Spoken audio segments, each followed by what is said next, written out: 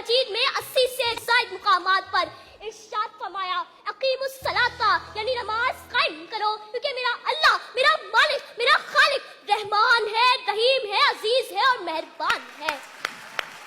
جی ہاں حاضرین محفل، اللہ تعالیٰ نے اپنے بندوں کو بار بار ایک ہی بات کہی کہ اے بندے کہیں اس فریضے سے غافل نہ ہو جانا، کیونکہ نماز اور مسلمان لازم و مظلوم ہے۔ نماز کے بغیر نہ ہی تو ایمان کا تصور ہے اور نہ ہی اسلام کا۔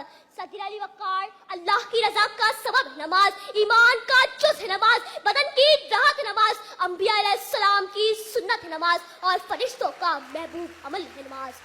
غرض یہ کہ نماز مومن کی معراج ہے، دین کا ستون ہے اور چہرے کا نور ہے۔ بے شک نماز ہی قبر میں چراغ ہے، منکر نکیر کے سوالات کا جواب ہے، تو پھر تم نماز قائم کرو۔